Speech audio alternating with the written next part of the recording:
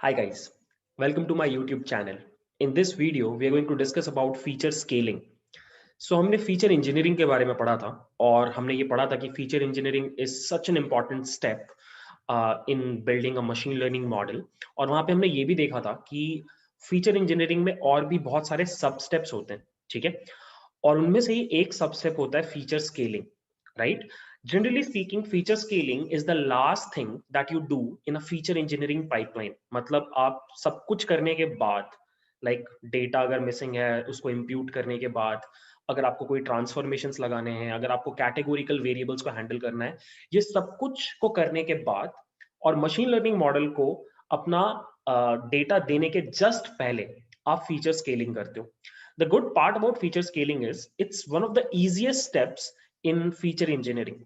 तो आज की वीडियो में हम लोग feature engineering I am sorry हम लोग आज की वीडियो में फीचर स्केलिंग के बारे में बात करेंगे और फीचर स्केलिंग का जो सबसे इंपॉर्टेंट टेक्निक होता है जिसको हम स्टैंडर्डाइजेशन बोलते हैं, हम उसके बारे में डिस्कशन करेंगे, ठीक है। So let's start this video. So let's start with the formal definition of feature scaling. Feature scaling is a technique to standardize the independent features present in the data in a fixed range.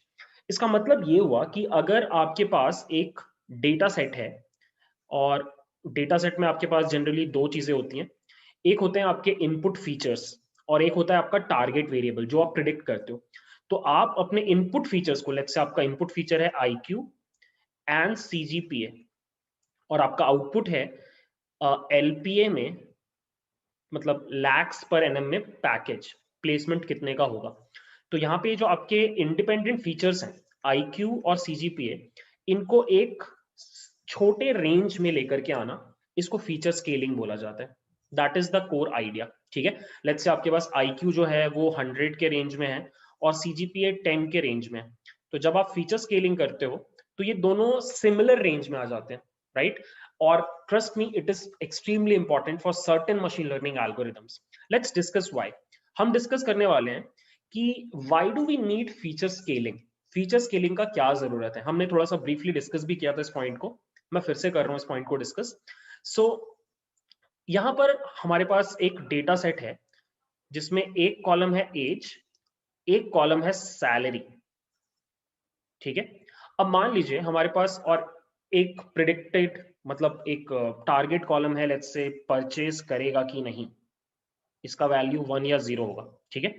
अब as मान लो है आपका एक तरफ let's say 50 और एक है 27, और सैलरी एक है आपका 83,000 और एक है लेट्स से 48,000, राइट। अब लेट्स से आप ये क्लासिफिकेशन प्रॉब्लम सॉल्व कर रहे हो और इसके लिए आप KNN जैसे एक एल्गोरिदम को यूज कर रहे हो। अब आई एम नॉट श्योर आपने अभी KNN पढ़ा है कि नहीं, बट KNN का सिंपल फंडा होता है कि वो पॉइंट्स के बीच का डिस्टेंस कैलकुलेट करता है अपना काम करने के लिए। अब आपको डीप में जाकर के KNN पढ़ना पड़ेगा, जो मैं बोल रहा हूँ वो समझने के लिए। बट आप ये समझ सकते हो कि KNN को अपना काम करने के लिए किन्हीं भी दो पॉइंट्स के बीच में डिस्टेंसेस कैलकुलेट करने पड़ते हैं। अब यहाँ पर यू कैन सी, अगर आप डिस्टेंस कैलकुलेट करने जाओ, ये एक पॉइंट है, ये एक पॉइंट है। अगर हम एक कोऑर्डिनेट सिस्टम बनाए जहाँ पे एक्स एक्सिस पे एज है और यहाँ पे सैलरी है, तो हमारे दो पॉइंट्स ये रहे, ये फर्स्ट पॉइंट है और ये सेकंड पॉइंट है, ठीक है। और अब मुझे इन दोनों के बीच में डिस्टेंस कैलकुलेट करना है। सो अगर आप डिस्टेंस कैलकुलेट करने जाओगे तो यू कुड सी कि जब आप सैलरीज के टर्म में डिस्टेंस मतलब कैलकुलेट कर रहे हो, बेसिकली डिस्टेंस कैलकुलेट करने का फॉर्मूला ये रहा। तो आप x मान लो सैलरी और y मान लो एज। तो जब आप ये डिफरेंस कैलकुलेट कर रहे हो तो it's coming out to be such a big number, और जो एज के बीच का आप निकाल रहे हो that is coming out to be 529। So ये वाला जो फैक्टर है ये डोमिनेट कर जाएगा और आपका KNN उतने अच्छे से परफॉर्म नहीं कर पाएगा। And this is just one example. इस तरह के आपको मशीन लर्निंग में बहुत एग्जांपल्स मिल जाएंगे अलग अलग एल्गोरिदम्स के, हम थोड़ी देर के बाद डिस्कस भी करेंगे। जहां पर क्या होता है कि अगर आप स्केल ना करो अपनी वैल्यूज को तो आपके रिजल्ट्स अच्छे नहीं आते। मैं आज के वीडियो में आपको ये डेमोन्स्ट्रेशन करके भी दिखाऊंगा, ठीक है। तो आई होप आपको समझ में आ रहा है फीचर स्केलिंग क्यों इंपॉर्टेंट है। क्योंकि आपके जो इंडिपेंडेंट वेरिएबल्स हैं उनका स्केल अगर सेम नहीं होगा तो हमारे कुछ मशीन लर्निंग मॉडल्स का लॉजिक इस तरीके से क्रिएटेड है कि वो अच्छे से फंक्शन नहीं कर पाएंगे। This is the core idea, ठीक है। Now what are the types of feature scaling available? अगर आपसे कोई पूछ ले कि फीचर स्केलिंग के क्या क्या टाइप्स होते हैं, तो बेसिकली आपके पास दो ही टाइप्स होते हैं। जो टाइप्स हैं वो दो ही होते हैं। एक होता है स्टैंडर्डाइजेशन,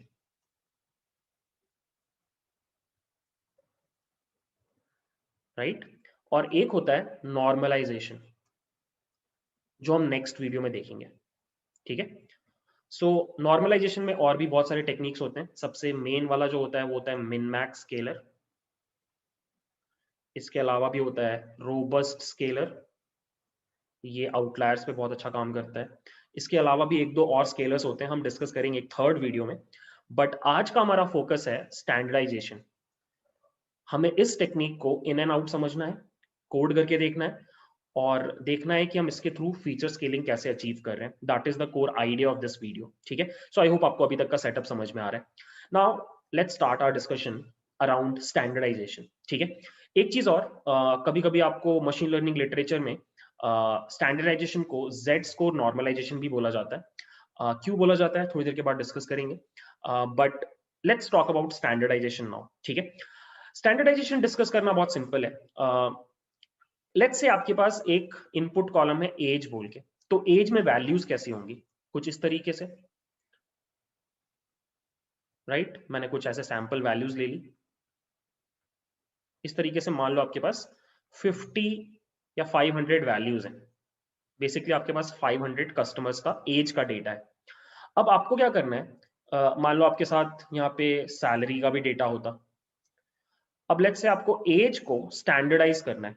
तो स्टैंडर्डाइज करने का फॉर्मूला क्या होता है? आप इस एज से एज डैश बोल के एक नया कॉलम बनाओगे।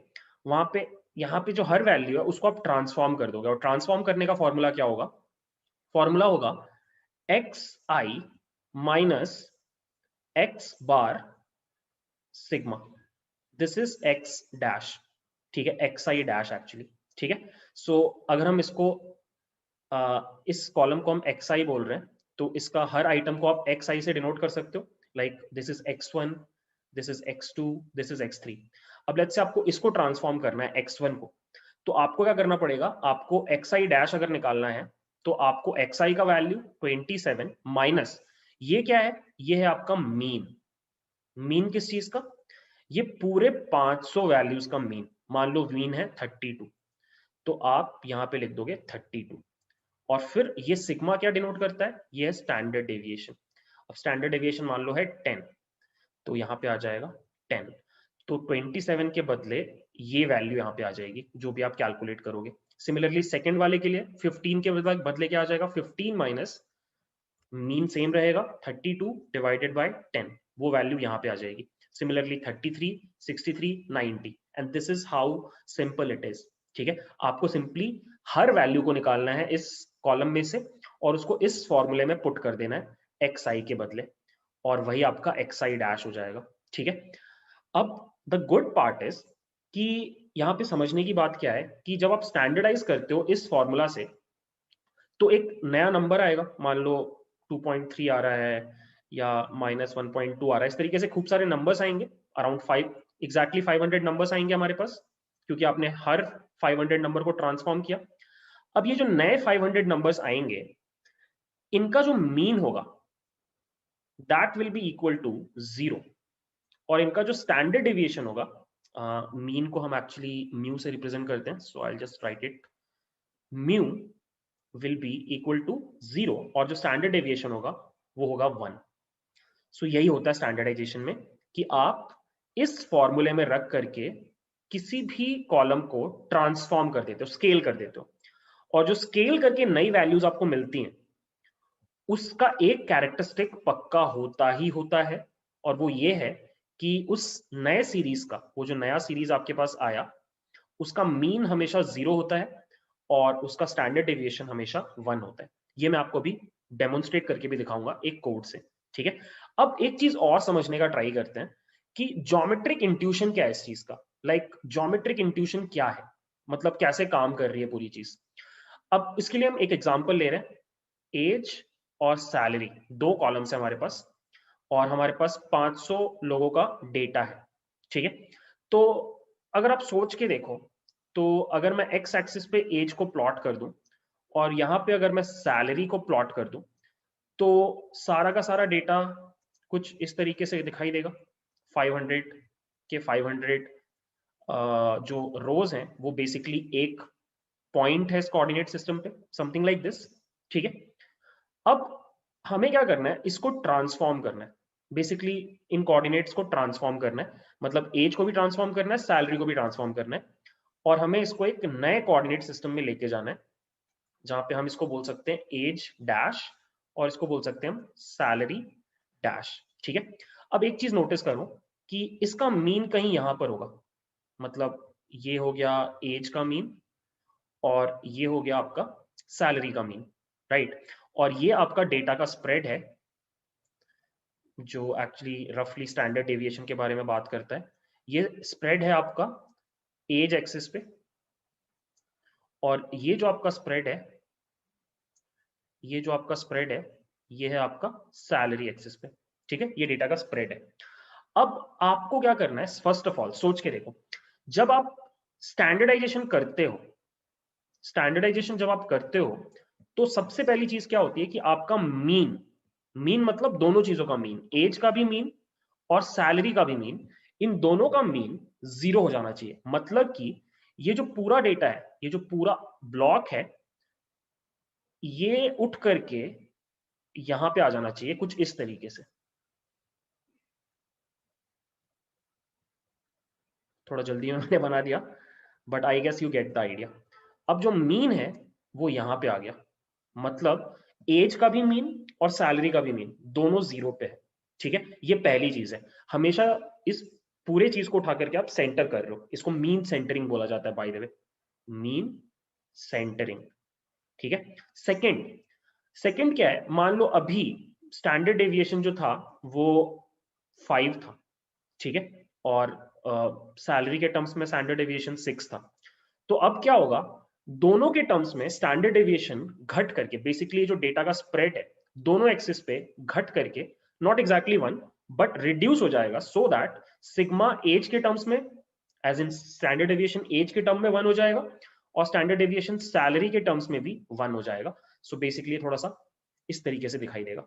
ठीक है, सो इन अ वे क्या किया आपने, पहले पहले आपने इस पूरी चीज को उठा के सेंटर पे ले गए जिसको मीन सेंटरिंग बोलते हैं, और फिर आपने उसको स्टैंडर्ड डेविएशन के स्केल में कन्वर्ट कर दिया। बेसिकली अगर स्टैंडर्ड डेविएशन 1 से ज्यादा था तो आपने स्क्विशिंग किया, मतलब इस पूरी चीज को अंदर भेजा, इस पूरी चीज को अंदर भेजा।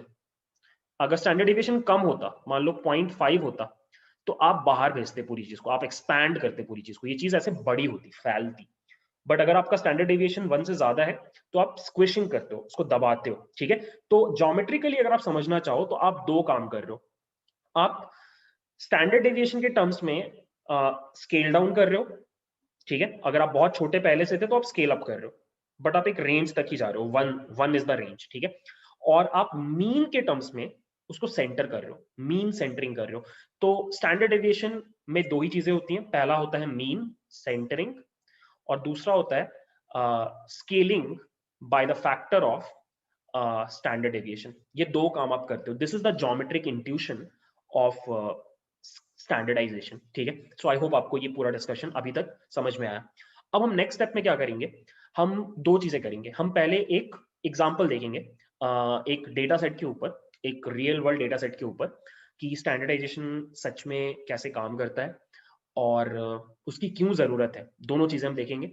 और फिर हम एक चीज और देखेंगे कि व्हाट इफ मेरे डेटा में आउटलायर्स है, मतलब मेरा डेटा अगर ऐसा है और फिर एक डेटा यहां पर है, तो जब हम इसको यहां पर लेके आ रहे हैं, इस जगह पे लेके आ रहे हैं, तो इस आउटलायर का क्या होगा, ये क्वेश्चन हम लोग आंसर करेंगे। ठीक है, और फिर लास्ट में हम एक लास्ट पॉइंट डिस्कस करेंगे कि स्टैंडर्डाइजेशन स्पेशली कब यूज करना चाहिए, सो दैट आपको ये पूरा नॉलेज एक साथ मिल जाए। ठीक है, so now let's discuss an example. ठीक है, सो मैंने एक नोटबुक ऑलरेडी प्रिपेयर करके रखा है आप लोगों के लिए। दिस इज द नोटबुक और this is the data set, मतलब मैंने 3-4 लाइब्रेरीज इंपोर्ट कर ली हैं, ये सब आपको पता है। ये मेरा डेटा सेट है, सोशल नेटवर्क एड्स कैगल से मैंने डाउनलोड किया है, और ये मेरा डेटा है गाइस। मैंने थोड़ा सा प्रोसेसिंग किया है डेटा से, कुछ कॉलम्स हटा दिए हैं, जो कॉलम्स चाहिए थे वही मैंने रखे हैं। एज, एस्टिमेटेड सैलरी, परचेस्ड, खरीदेगा या नहीं खरीदेगा, क्लासिफिकेशन प्रॉब्लम। अब देखो, जब आपको फीचर स्केलिंग करना होता है कभी भी, भले आप स्टैंडर्डाइजेशन करो या नॉर्मलाइजेशन करो, दोनों केसेस में आपको सबसे पहले ट्रेन टेस्ट स्प्लिट कर लेना चाहिए हमेशा। This is recommended. आप इसको किए बिना भी कर सकते हो, बट इट्स रिकमेंडेड कि आप ट्रेन टेस्ट स्प्लिट कर लो। तो मैंने यहाँ पे ट्रेन टेस्ट स्प्लिट मार दिया है, और अब मेरे पास ट्रेन टेस्ट स्प्लिट मारने के बाद इनफैक्ट एक काम करता हूँ, मैं आपके सामने चीजों को रन कर लेता हूँ। ये रहा मेरा डेटा, और ये रहा मेरा ट्रेन टेस्ट स्प्लिट करने के बाद एक्स ट्रेन का शेप 280 रोज 2 कॉलम्स और 120 रोज 2 कॉलम्स, ट्रेन टेस्ट स्प्लिट हो गया। ठीक है, अब साइकिट लर्न में आपके पास एक स्टैंडर्ड स्केलर क्लास होती है जो एग्जैक्टली वही काम करती है जो हमने यहाँ पे डिस्कस किया। हर वैल्यू को लेकर के उसको ट्रांसफॉर्म कर देगी। कौन से फॉर्मूले को यूज करके? X I minus mean divided by standard deviation. चाहो तो आप ये क्लास खुद से भी बना सकते हो, मतलब मैं आपको करके दिखा सकता हूँ, बट आप खुद से ट्राई करना, इट्स द सेम थिंग। ठीक है, आपने इस क्लास का एक ऑब्जेक्ट बनाया स्केलर बोल के, और सबसे पहले आप क्या करते हो, आप एक्स ट्रेन चला करके फिट करते हो। बेसिकली आप एक्स ट्रेन से सीखते हो कि वैल्यूज कैसी हैं। ठीक है, आप सीख गए, आप यहाँ पर सब कुछ स्टोर कर लेते हो, मीन का वैल्यू और आपका स्टैंडर्ड डेविएशन का वैल्यू आप यहाँ पे स्टोर कर लेते हो। जैसे आप ये फिट कर रहे हो, फिट करने का बेसिक मतलब है दो चीजें करना। पहला, मीन कैलकुलेट कर लेना दोनों कॉलम्स का। जैसे आप एक्स ट्रेन पास कर रहे हो तो आप एक्चुअली 2 कॉलम्स पास कर रहे हो, राइट? मैं आपको इनफैक्ट दिखाता हूँ इस चीज को रन करके। सो अगर मैं स्केलर डॉट मीन लिखूं, तो ये देखो गाइस, इसने याद कर लिया कि ये जो मीन है ये अपना एज का मीन है, और ये जो मीन है ये सैलरी का मीन है, और सिमिलरली इसने स्टैंडर्ड डेविएशन भी स्टोर कर लिया। तो ये जो फिट कर रहे हो, यहाँ पे फिट करने का यही मतलब है। और जैसे आपने फिट किया, अब आप क्या कर रहे हो, आप ट्रांसफॉर्म कर रहे हो। सो आप अब एक्स ट्रेन के हर पॉइंट को ले रहे हो और वो फॉर्मूला अप्लाई कर रहे हो, और जो भी वैल्यूज आ रही हैं उसको आप एक्स ट्रेन स्केल्ड बोल के एक वेरिएबल में स्टोर कर रहे हो। ठीक है, और सिमिलरली एक्स टेस्ट स्केल्ड भी कर रहे हो। ठीक है, तो सीखते हो आप ट्रेनिंग डेटा पे, बट आप ट्रांसफॉर्म दोनों को करते हो। ये चीज हमेशा याद रखना, आप दोनों से नहीं सीखते हो, आप सिर्फ सीखते हो ट्रेनिंग से, ट्रांसफॉर्म करते हो टेस्ट को भी और ट्रेन को भी। ये चीज हमेशा याद रखना। ठीक है, नेक्स्ट, अब एक चीज और, एक प्रॉब्लम क्या है स्टैंडर्ड स्केलर का, कि अगर आप इसको डेटा फ्रेम देते हो, जो कि मैंने दिया था इसको डेटा फ्रेम, ये एक्स ट्रेन एक डेटा फ्रेम है एक्चुअली। अब डेटा फ्रेम ये लेता है बट रिटर्न करता है नंपाई एरे, तो देखने में थोड़ा प्रॉब्लम होता है। तो मैंने बस वही किया यहाँ पे कि मैंने उस स्केल्ड वाले जो डेटा मुझे मिला है नंपाई, बेसिकली मैं आपको दिखा देता हूँ, ये मैंने इसको भेजा था एक्स ट्रेन, मैंने इसको भेजा था एक्स ट्रेन, जो कि एक नंपाई I am sorry pandas data frame है। और मैंने जब इसके ऊपर ऑपरेशन लगाया स्केलिंग वाला, तो जो मुझे एक्स ट्रेन स्केल्ड मिला वो एक नंपाई एरे है। ये एक प्रॉब्लम है। ठीक है, ये प्रॉब्लम है। तो इसको सॉल्व करने के लिए मैंने कुछ नहीं किया, मैंने एक्स ट्रेन स्केल्ड को डेटा फ्रेम में कन्वर्ट कर दिया, सिंपल। ठीक है, और डेटा फ्रेम में जैसे ही कन्वर्ट किया, अब अगर मैं आपको दिखाऊं, तो एक्सट्रीम स्केल्ड ऐसा दिखाई दे रहा है, एंड यू कैन सी ये एज की वैल्यूज ट्रांसफॉर्म्ड है, स्केल्ड है। ठीक है, सिमिलरली सैलरी की वैल्यू भी स्केल्ड है। ठीक है, यहां तक हम लोग को समझ में आ रहा है। नेक्स्ट, अब मैंने क्या किया, मैं बस आपको दिखा रहा था कि डिस्क्राइब फंक्शन यूज करके, कि अगर आप ओरिजिनल वाला एक्स ट्रेन को पकड़ो और उसके ऊपर डिस्क्राइब लगाओ, तो अगर आप एज कॉलम का बात करो तो आपका मीन इज 37.9, और mean salary original data set का 69,000, स्टैंडर्ड डेविएशन 10, 34,000। बट जब मैं एक्सट्रेन स्केल्ड को करूंगा सेम चीज, मैं एक्सट्रेन स्केल्ड के ऊपर जब लगाऊंगा, तो अब यहाँ पे देखो एज का मीन कितना है 0, और सैलरी का भी मीन कितना है 0, और स्टैंडर्ड डेविएशन दोनों का कितना है 1। सो यही मैं आपको दिखाना चाहता था कि सच में स्केलिंग हुआ है, और अब आपके पास जो दोनों डिस्ट्रीब्यूशंस हैं एज के और एस्टिमेटेड सैलरी के, इन दोनों में ही mean is 0 and standard deviation is 1। तो ये बात हमने प्रूव कर ली। ठीक है, अब देखते हैं कि स्केल करने से हुआ क्या। सो मैंने यहाँ पे कुछ कोड लिख रखा है, आप आराम से देख सकते हो, ऐसा कुछ खास कोड नहीं है। मैंने बस कुछ नहीं किया, मैंने बिफोर स्केलिंग एक स्कैटर प्लॉट बनाया। पहले वाले ग्राफ पे फोकस करना, पहले वाले ग्राफ पे अगर आप फोकस करो, तो बिफोर स्केलिंग में मैंने क्या किया, एक्स एक्सिस पे एज को रखा, वाई एक्सिस पे सैलरी को रख के सारे डेटा पॉइंट्स को प्लॉट कर दिया, सारे के सारे डेटा पॉइंट्स को मैंने प्लॉट कर दिया, और सारे के सारे ट्रेनिंग पॉइंट्स हैं ये। ठीक है, प्लॉट कर दिया। और फिर मैंने सेम काम किया आफ्टर स्केलिंग, मतलब पहली बार मैंने एक्स ट्रेन यूज करके प्लॉटिंग किया और दूसरी बार मैंने एक्स ट्रेन स्केल्ड को यूज करके प्लॉटिंग किया। और अगर आप देखो तो कोई डिफरेंस नहीं, पॉइंट्स बिल्कुल वैसे ही हैं, उतने ही डिस्टेंस पे हैं, सब कुछ वैसा ही दिखाई दे रहा है। बेसिकली जो शेप था डेटा का वो वैसा का वैसा है। बट अगर आप यहाँ पे नीचे स्केल की बात करो तो यहाँ पे देखो, ये 40 के अराउंड आपका मीन एज था, यहाँ पे इट्स 0। ठीक है, सिमिलरली यहाँ पे भी यू कैन सी कि 0।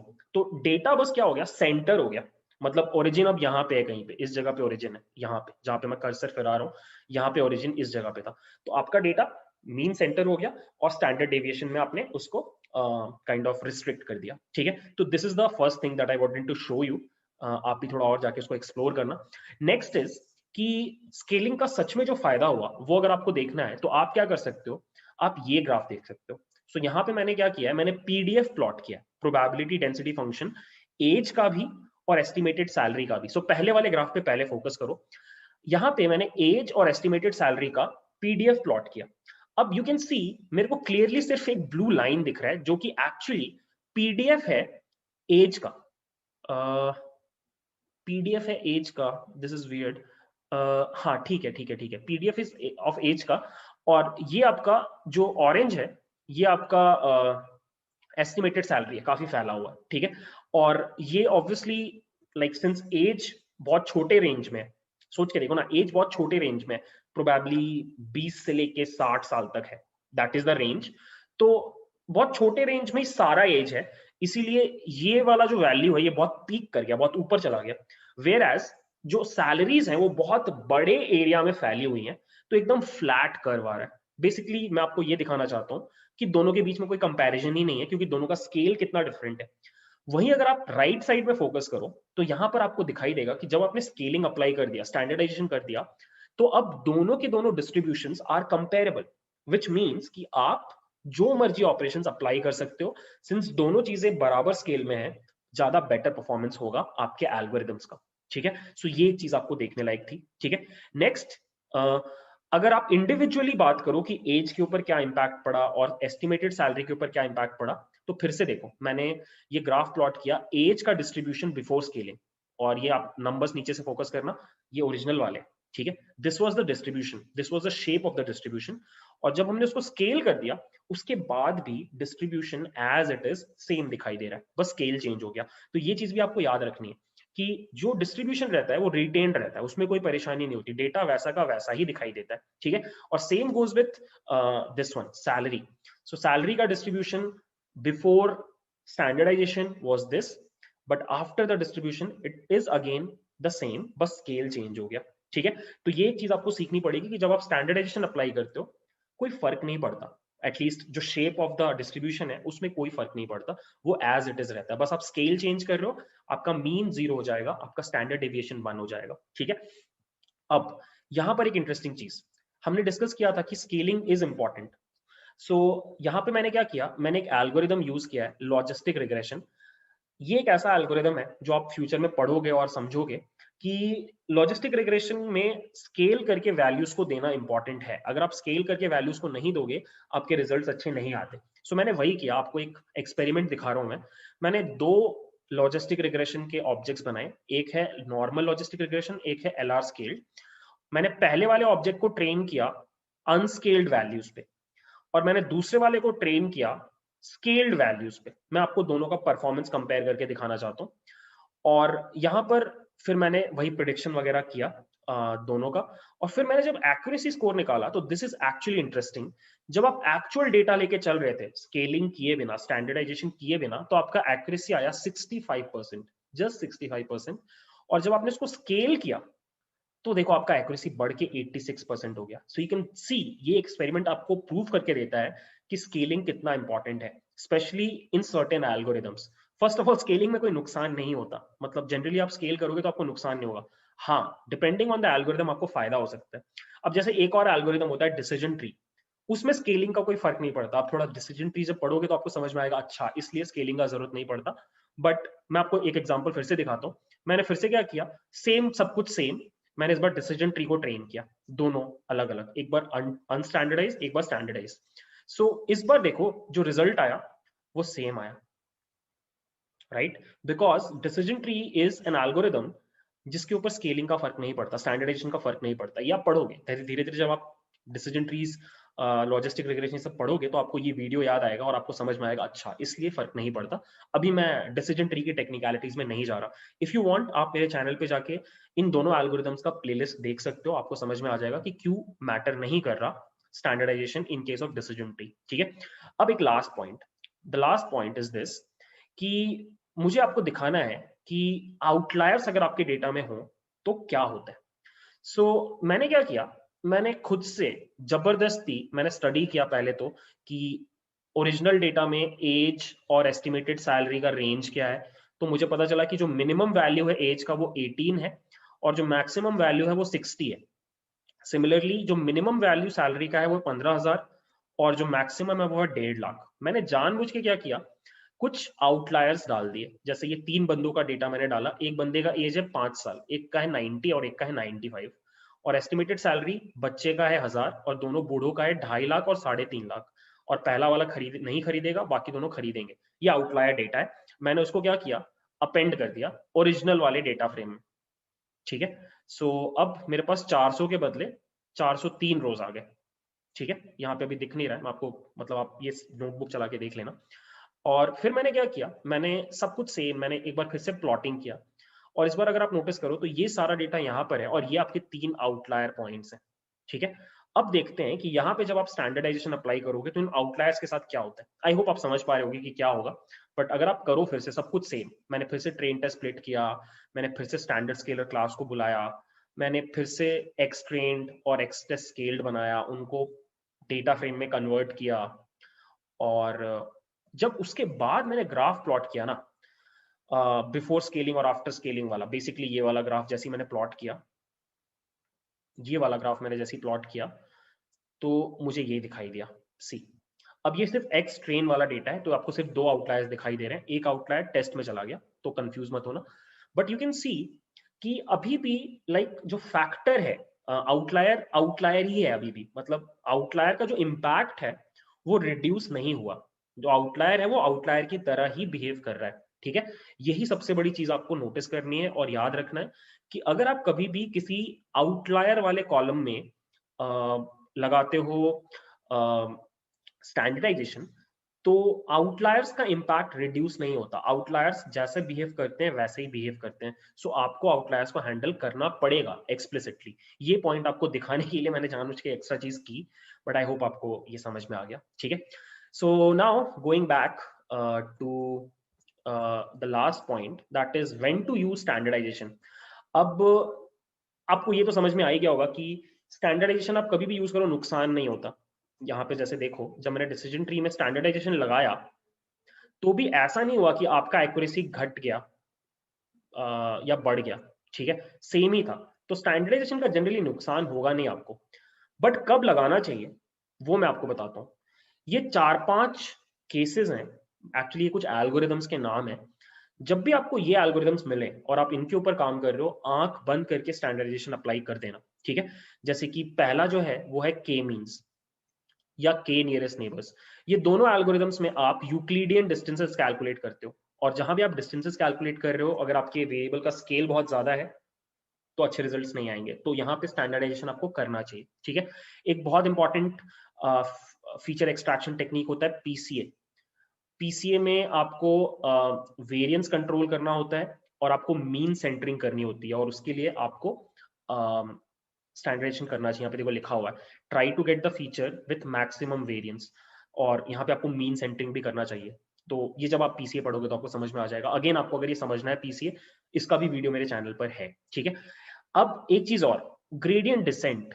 अब ग्रेडियंट डिसेंट बहुत फेमस चीज है मशीन लर्निंग में। इट्स बेसिकली कि आपके पास कुछ इस तरह का एक फंक्शन है और आप इसका मिनिमम वैल्यू निकालना चाहते हो, तो आप यहां से स्टार्ट करके कूदते कूदते कूदते कूदते यहाँ पे पहुंचते हो। ठीक है, अब ये 2D में है, ये 3D में भी हो सकता है, मतलब एक पहाड़ की खाई की तरह इमेजिन करो, या फिर 4D में भी हो सकता है। तो ये जो टेक्निक होता है मिनिमम कैलकुलेट करने का, इसको ग्रेडियंट डिसेंट बोलते हैं, और मशीन लर्निंग में it's a very famous technique.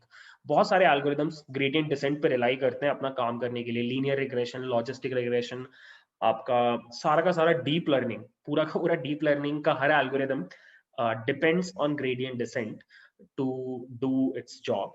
और ग्रेडियंट डिसेंट में क्या है कि आप इनिशियली कुछ वेट्स इनिशियलाइज करते हो, ठीक है, कुछ वेट्स इनिशियलाइज करते हो और वो वेट्स जनरली आप जीरो से स्टार्ट करते हो। तो अगर आपका दो वेरिएबल्स का स्केल अलग अलग होता है तो दो अलग वेट्स अलग अलग ढंग से लाइक इंप्रूव करते हैं।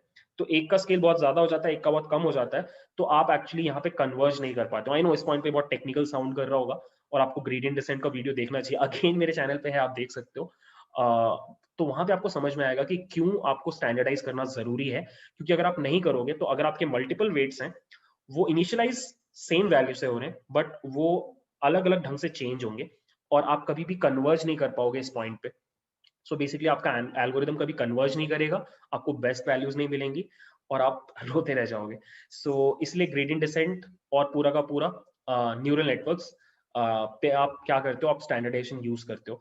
कुछ एल्गोरिदम्स हैं जहां पे आपको यूज करने की जरूरत नहीं है स्टैंडर्डाइजेशन, मैं उनका नाम आपको बता देता हूँ, फ्यूचर में जब आप पढ़ोगे तो आपको याद रहेगा। डिसीजन ट्रीज, क्योंकि डिसीजन ट्री में आप क्या करते हो, आप ये क्वेश्चन पूछते हो ए ग्रेटर देन बी। तो एक्चुअली इस तरह के कंपैरिजन में स्केल का कोई जरूरी नहीं है, मतलब आप 1500 ग्रेटर देन 1000 बोलो, एक्चुअली मैं गलत ढंग से बोल रहा हूँ आपको, इस तरीके से हम कैलकुलेशन नहीं करते। बस आप ऐसे समझो कि आप कंपैरिजंस करते हो रादर देन कैलकुलेटिंग डिस्टेंसेस या फिर updating weights. What you do is you do comparisons, आप बेसिकली डेटा में कट्स मारते हो। तो ये कट्स मारना, इसके लिए आपको स्केल चेंज करने का जरूरत नहीं है, ठीक है। तो डिसीजन ट्री हो गया एक एल्गोरिदम। रैंडम फॉरेस्ट जो कि अगेन एक ट्री बेस्ड एल्गोरिदम है। और आपके और भी कुछ फेमस एल्गोरिदम्स है जैसे ग्रेडियंट बूस्ट, एक्सजी बूस्ट। इन सब में आपको स्केलिंग करने की जरूरत नहीं पड़ती, यहाँ पे आप करो तो भी कोई फर्क नहीं पड़ेगा, नहीं करो तो भी कोई फर्क नहीं पड़ेगा। बट अगर आप इस तरह के एल्गोरिदम्स के साथ डील कर रहे हो, ये 5-6 तरह के एल्गोरिदम्स के साथ अगर आप डील कर रहे हो, then standard deviation is a must guys, it's a must, ठीक है। So yeah, this is it about standardization। हम कल के वीडियो में नॉर्मलाइजेशन पढ़ेंगे और कैसे वो स्टैंडर्डाइजेशन से डिफरेंट होता है वो देखेंगे, और कहाँ पे नॉर्मलाइजेशन को यूज करना चाहिए इंस्टेड ऑफ स्टैंडर्डाइजेशन वो भी हम देखेंगे। So I hope you like the video. If so guys, please consider subscribing, liking, sharing. So yeah, that's it. Thanks for watching. Bye.